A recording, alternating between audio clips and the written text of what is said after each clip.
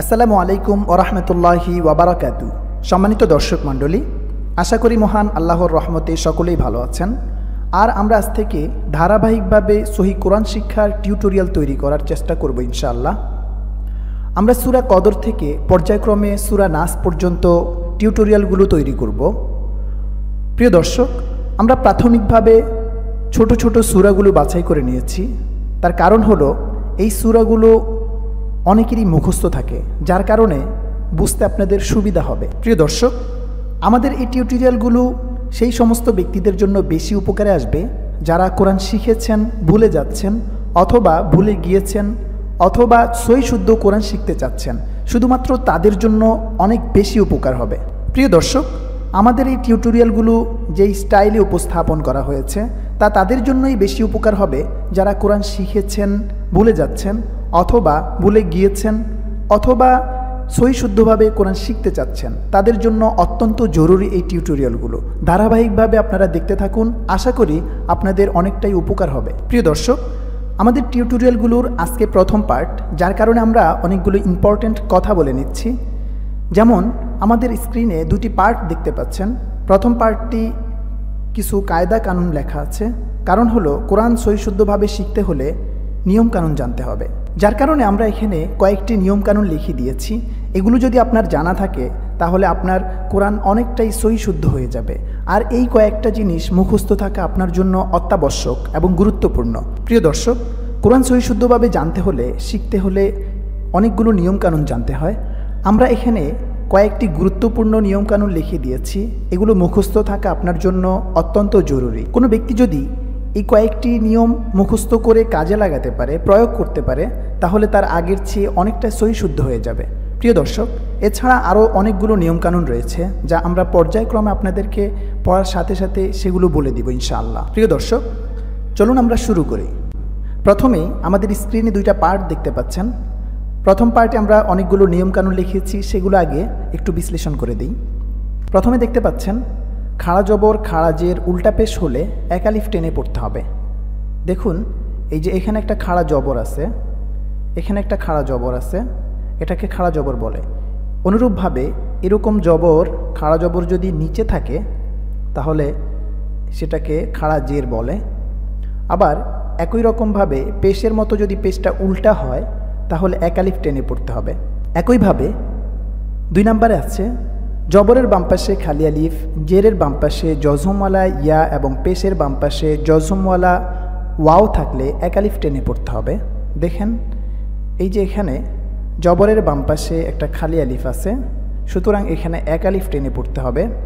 এবং এখানে জেরের বাম পাশে জজমওয়ালা ইয়া আছে, এক আলিফ টেনে পড়তে হবে। এবং এখানে রয়েছে পেশের বাম পাশে জজমওয়ালা ওয়াও, এক আলিফ টেনে পড়তে হবে। 3 নম্বরে রয়েছে নুন এবং মিমে তাসদিদ হলে গুন্না করে পড়তে হবে। যেমন এখানে নুনে তাসদিদ আছে, তার মানে এখানে গুন্না করে পড়তে হবে। গুন্নাটা হবে এমন, যেমন ইন ইন। মিমে যদি তাসদিদ হয় তাহলে কিভাবে পড়তে হবে? রব্বি হিম হিম। 4 নম্বরে আছে র এর উচ্চারণ রা বলা যাবে না। আমরা অধিকাংশ সময়ে র এর উচ্চারণটা রা বলে থাকি, সেটা করা যাবে না, কারণ কোরআনের সৌন্দর্য নষ্ট হয়ে যায়। ইমালা, এই রা বলা হচ্ছে, রা বা রে বলা হচ্ছে এমালা আরবিতে। সেটা কোরআনের শুধু এক জায়গায় বলা যায়, বিসমিল্লাহি মাজে রেহা ওয়া মুরসাহা ইন্না রাব্বি লাগফুরুর রহিম। এছাড়া অন্য কোথাও এই রে বলা যাবে না বা রা বলা যাবে না। প্রিয় দর্শক, এছাড়া আমাদের যতগুলো নিয়মকানুন রয়েছে সেগুলো আমরা ধারাবাহিকভাবে অন্যান্য টিউটোরিয়ালে পর্যায়ক্রমে বলতে থাকব।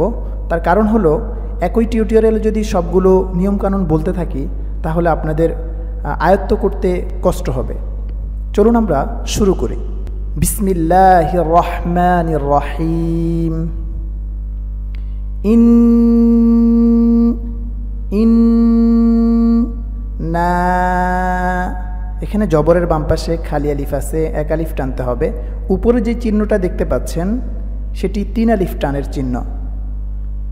আং জাল না হু বলেছিলাম খাড়া জবর থাকলে এক আলিফ টানতে হবে, এখানে এক আলিফ টান হবে। ফি লাই লা তিল কদ রি। এখানে দেখেন জেরের বাম পাশে জজমওয়ালা ইয়া রয়েছে, যার কারণে এক আলিফ টানতে হবে। ফি লাই লা তিল কদ রি। ওয়া মা জবরের বাম পাশে খালি আলিফ, উপরে 3 আলিফ টানের চিহ্ন রয়েছে। আদ র কা খাড়া জবর রয়েছে, এক আলিফ টানতে হবে। মা জবরের বাম পাশে খালি আলিফ। লাই লা তুল কদ রি। প্রিয় দর্শক, এখানে এই দালের মধ্যে যখন জজম হয়েছে তখন দেখেন উচ্চারণটা কেমন হয়, কদ। তার কারণ হলো আমরা জানি কলকলার হরফ 5টি, কফ, ত, বা, জিম এবং দাল। এই 5টি হরফে যদি জজম হয় তাহলে উচ্চারণটা এমন হবে, কদ মাত ফাজ, অর্থাৎ একটু ধাক্কা হবে। আরেকটি নিয়ম হলো কোথাও ওয়াকফ করলে সেই হরফে জজম দিয়ে পড়তে হবে। যেমন আমরা যদি এখানে ওয়াকফ করার কারণে আমাদের উচ্চারণটা এমন হবে, ওয়ামা আদরাকা মা লাইলাতুল কদর। তারপর লাই ইয়া এর উচ্চারণটা একটু শক্ত করে উচ্চারণ করতে হবে। লাই লা তুল কদ রি খই রুম। বলেছিলাম নুন এবং মিমে যদি তাসদিদ হয় তাহলে গুন্না করে পড়তে হবে। এই যে আমরা পাচ্ছি মিমে তাসদিদ, উচ্চারণটা এমন হবে, রুম মিন আলফি শাহরিন। ওয়াকফ করলে এমন হবে, শাহর। তা নাজ্জা যা এর উচ্চারণটা অনেকটা এমন হয়, ঝা। লুল মালাইকাতু। এখানে দেখুন এই চিহ্নটা হচ্ছে 4 আলিফ টানতে হবে। এখানে খাড়া জবর আছে, 4 আলিফ টানতে হবে। তানাজ্জালুল মালাইকাতু ওয়ার রুহু। এখানে বলেছিলাম পেশের বাম পাশে যদি জজমওয়ালা ওয়াও হয় তাহলে এক আলিফ টানতে হবে। এখানে পেশের বাম পাশে জজমওয়ালা ওয়াও আছে, এক আলিফ টানতে হবে। রুহু ফি হা এখানেও এক আলিফ টানতে হবে 2 জায়গায়। জেরের বাম পাশে জজমওয়ালা ইয়া আছে, জবরের বাম পাশে খালি আলিফ আছে, এক আলিফ করে টানতে হবে। বি ইভ নি দালের উচ্চারণটা নরম হবে। বি ইভ নি। রব্বি হিম। দেখুন এখানে মিমে তাসদিদ আছে, যার কারণে গুন্না করে পড়তে হবে। রব্বিহিম মিন কুল্লি আমরিন বিইذনি রব্বিহিম মিন কুল্লি আমর। সালামুন এখানে খাড়া জবর আছে, সেজন্য এক আলিফ টানতে হবে। হি ইয়া হাত্তা।